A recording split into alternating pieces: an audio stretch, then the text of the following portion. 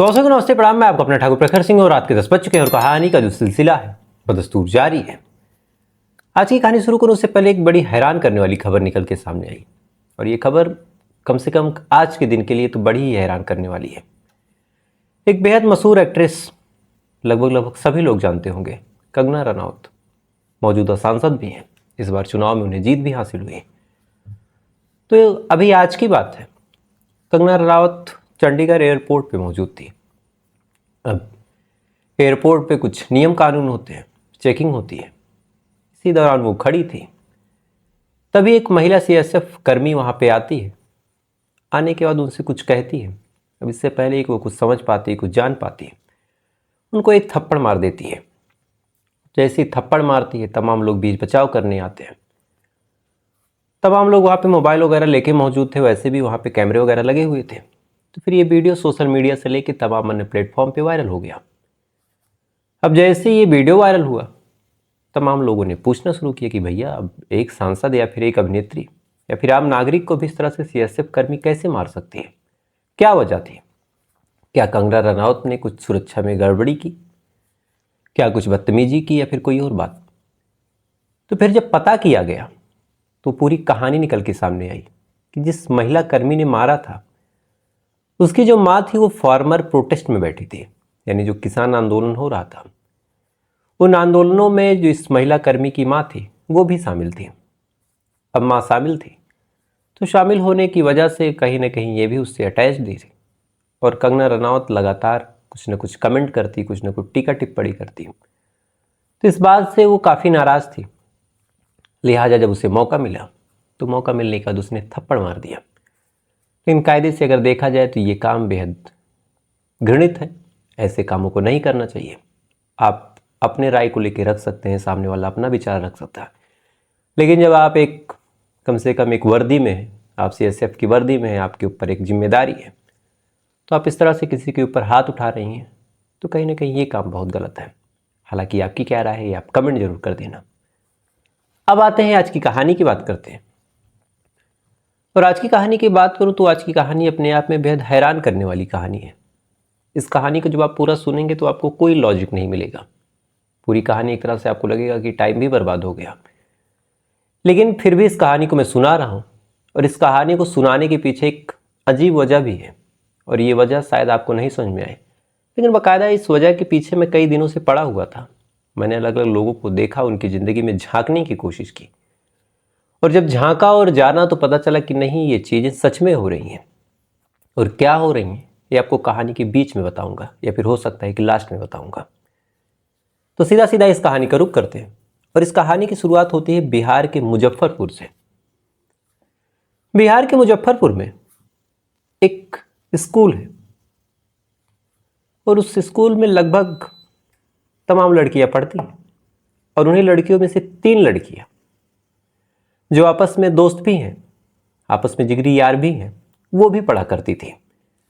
एक का नाम माही, दूसरी का नाम गौरी और तीसरी का नाम माया। ये तीनों लड़कियां उसी में पढ़ा करती। उम्र की अगर बात करूं तो 12 साल, 13 साल, 14 साल, इन्हीं के बीच इनकी उम्र थी। ऑन द रिकॉर्ड और आधार कार्ड वगैरह की माने तो तीनों की उम्र जो थी लगभग 13 और 14 साल। एक ही स्कूल में दोनों का पढ़ना, दोनों एक दूसरे को काफ़ी पसंद भी करती थी, यानी साथ में बैठना, एक साथ टिफ़िन वगैरह खाना, साथ में जाना। अगर एक सहेली ना जाए तो बाकी दोनों घर पे आ जाए कि क्या हुआ। फ़ोन वगैरह था तो इंस्टाग्राम पे एक दूसरे को फॉलो करना, बेस्ट फ्रेंड के रूप में टैग करना, ये तमाम चीज़ें लगातार चल रही थी। वक्त गुजरता रहा। इन तीनों की ज़िंदगी में ना ही कुछ और बातें थी, ना ही कोई लड़ाई झगड़ा। इसी दौरान 13 मई की बात है। 13 मई, अभी यही जो मई महीना गुजरा, कायदे से अभी एक महीना भी नहीं हुआ। इसी 13 मई को ये तीनों लड़कियां अपने अपने घर से निकलती हैं। निकलने के बाद कहती हैं कि एक मंदिर है, नाथ मंदिर, उसी जगह पे, वहाँ पे दर्शन करने जा रहे हैं। तीनों के पेरेंट्स ने पूछा कि किसके साथ, तो फिर इन्होंने बताया कि अपनी अपनी सहेली के साथ। अब जिगरी ऐसी थी कि तीनों लोग के घर वाले जानते थे कि हाँ, एक दूसरे से काफ़ी अच्छी बॉन्डिंग है, जहाँ जाती हैं साथ में ही जाती हैं। और मंदिर वंदिर की बात थी तो घर वाले खुश भी हुए कि चलो बिटिया मंदिर जा रही। अच्छा, इससे पहले भी ये तीनों काफ़ी धार्मिक ख्याल के लोग थे इससे पहले जब ये लोग लगभग 8-9 साल की थी तो फिर नॉनवेज वगैरह खाती थी, यानी चिकन खाती थी, मछली खाती थी, मटन खाती थी, अंडे खाती थी। लेकिन इन्होंने फिर इंस्टाग्राम पे कुछ ऐसे धर्मगुरुओं को फॉलो किया, उनके वीडियोस को देखना शुरू किया। उन्होंने बताया कि नॉनवेज खाना, चिकन मटन खाना गलत है। तो फिर इन्हें लगा कि शायद जो चीज़ें गलत है उसे क्यों करना। इन्होंने नॉनवेज खाना छोड़ दिया। अब इन्होंने नॉनवेज खाना छोड़ा, परिवार वालों को भी मना करने लगे कि नॉनवेज वगैरह ना खाओ। ऊपर वाले इससे नाराज़ होते हैं, जो हमारा भगवान है उसको तकलीफ़ होती है जब किसी जीव की हत्या होती है। हम किसी जीव को अगर मारते हैं, उसको पकाते हैं, खाते हैं, तो अपने स्वार्थ में अगर हम किसी जानवर को, किसी जीव को तकलीफ़ पहुंचाते हैं तो इससे ऊपर वाले की कुदृष्टि हमारे ऊपर पड़ती है। घर वाले भी सुनते तो उन्हें खुशी होती कि छोटी छोटी बच्चियाँ इस कदर धार्मिक बात कर रही। तो जब 13 तारीख को इन्होंने कहा कि हम लोग जा रहे हैं मंदिर, तो परिवार वालों ने कहा कि ठीक है जाओ, टाइम से आ जाना। उसके बाद जो माही थी अपनी छोटी बहन को लेकर निकलती है और रास्ते में ये दोनों लड़कियां मिलती हैं। मिलने के बाद अब फिर ये लोग मंदिर जाते हैं, दर्शन करते हैं। इधर घर वाले अपने अपने कामों में बिजी। शाम हो जाती है। अब जब शाम हुई तो फिर माही की जो छोटी वाली बहन थी वो वापस घर पे आ जाती है। अब वो वापस घर पे आई, बाकी तमाम घर वाले पूछ रहे हैं कि माही कहाँ है। उसने बताया कि माही कहीं गई है। अब घर वाले जब ये बात सुनते हैं तो काफ़ी नाराज़ होते हैं कि एक लड़की अपनी छोटी बहन को लेकर निकल रही है, फिर कहीं चली गई। 14 साल की उम्र में इतनी मनमानी। ये भी सोचते हैं कि आएगी तो डांटेंगे, फटकारेंगे, उसे मार भी लगाएंगे। लेकिन अब समय काफ़ी गुजर गया, रात हो गई। अब जब रात हो गई तो फिर घर वाले, अब जो गुस्सा था वो धीरे धीरे चिंता में बदला। उन्होंने फिर अपने दोनों सहेलियों से, यानी जो लड़कियों की सहेलियां थी, उनके घर पे पूछा कि क्या माही वहाँ गई है। उन्होंने कहा कि माही को तो छोड़िए, जो हमारी बेटी हैं गौरी और माया वो भी गायब है। अब ये लाइन जब तीनों घर वाले सुनते हैं, चूंकि अब तक तीनों के घर वालों को लग रहा था कि एक दूसरे के घर गई होंगी, लेकिन यहाँ जब ये पता चला कि तीनों ही गायब है अपने अपने घर से, तब तीनों ही परेशान।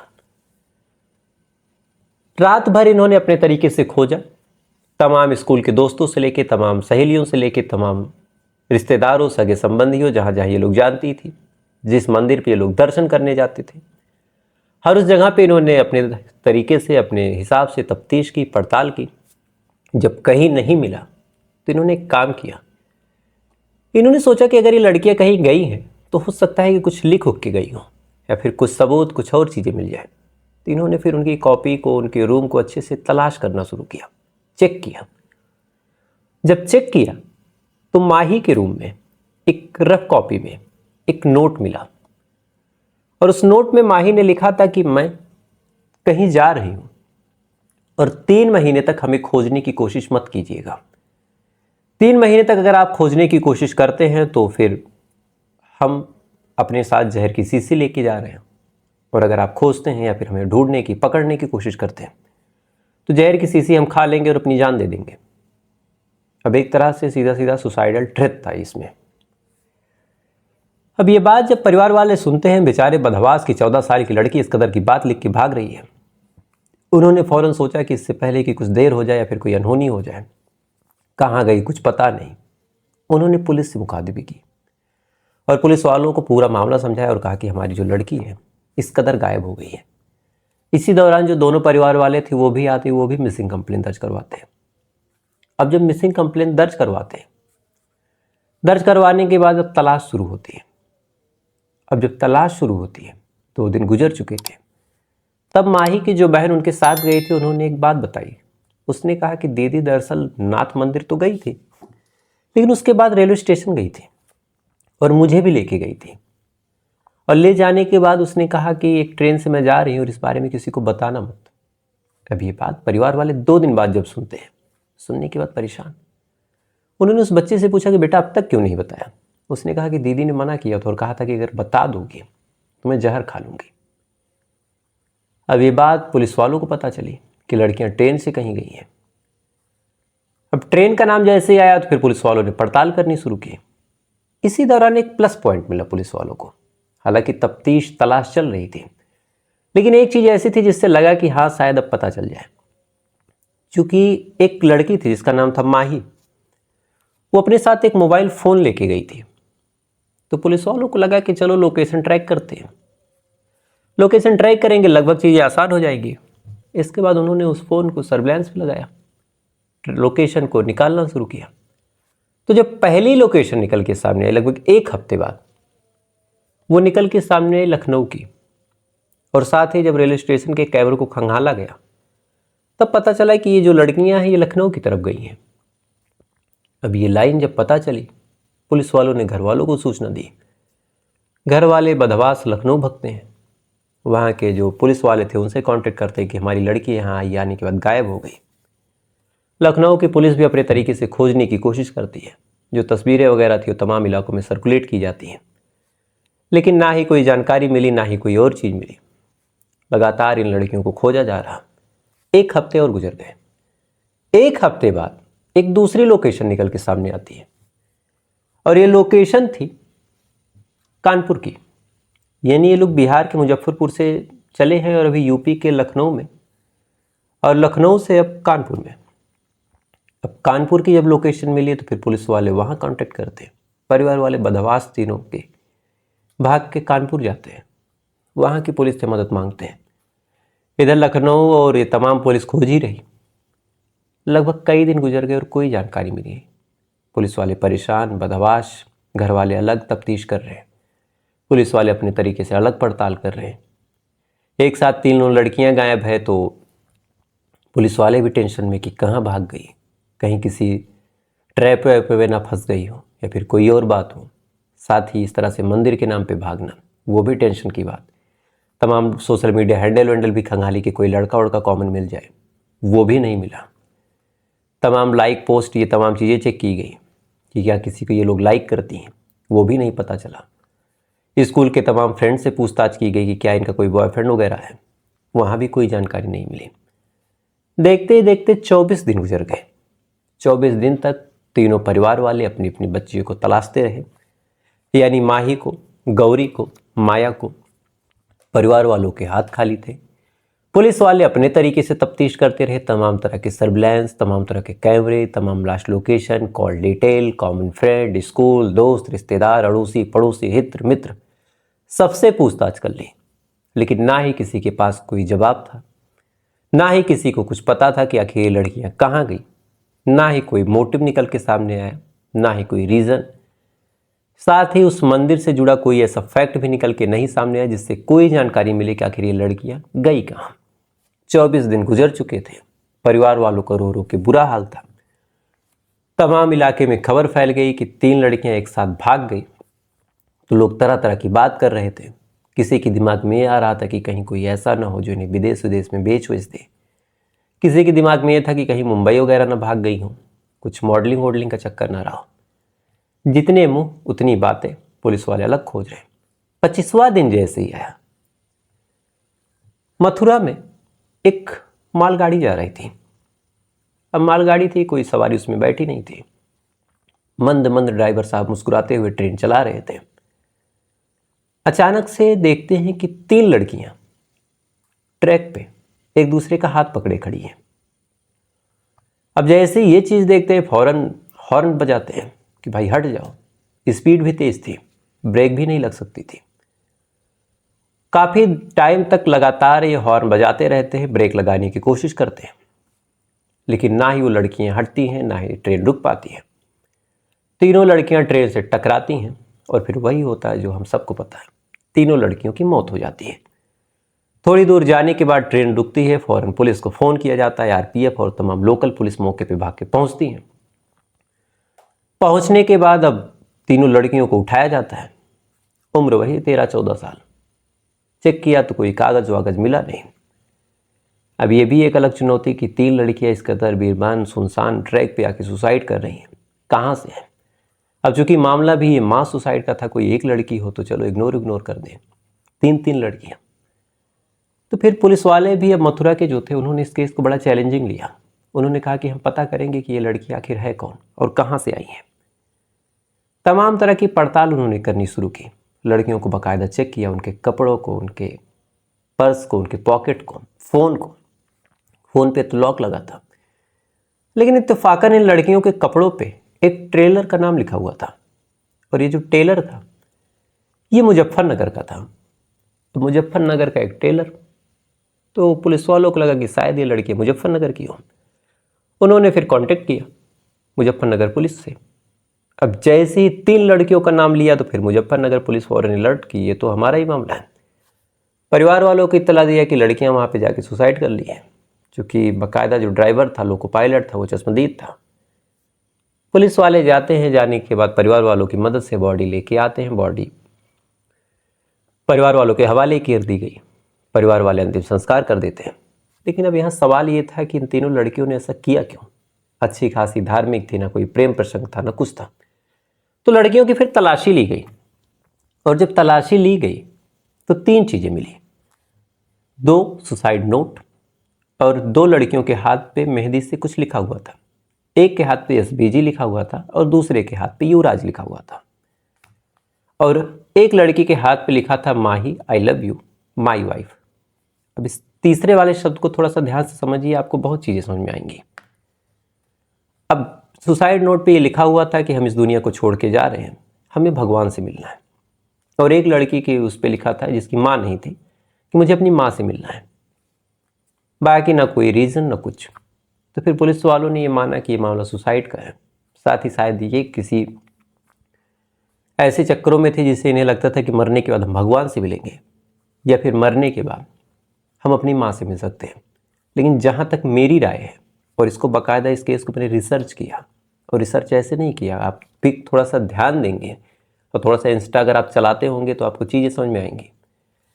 आजकल लड़कियां जो खासकर रूरल इलाके की हैं, यानी गांव की, जिनके घर वालों के पास एक नॉर्मल कीपैड फ़ोन था लेकिन ठीक ठाक पैसे आए, तो उन्होंने समाज में बराबरी लाने के लिए एक एंड्रॉयड फ़ोन ले लिया।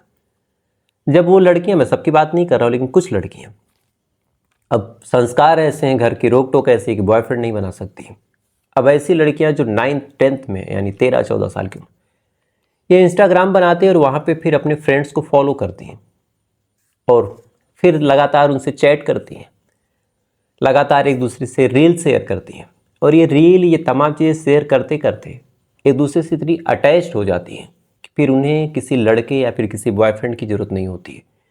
एक दूसरे के साथ ही रहना, एक दूसरे के साथ ही सब कुछ वक्त गुजारना, यहाँ तक कि अब चाहती हैं कि हम एक दूसरे के साथ हमेशा बात करते रहें।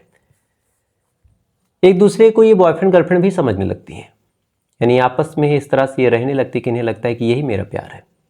और परिवार वाले जब मना करते हैं कि वो लड़की अच्छी नहीं है, विरोध करते हैं कि उससे बात मत करो, उसके घर न जाओ, तो इन्हें लगता है कि शायद ये तो इनके प्यार के ऊपर एक कुल्हाड़ी है।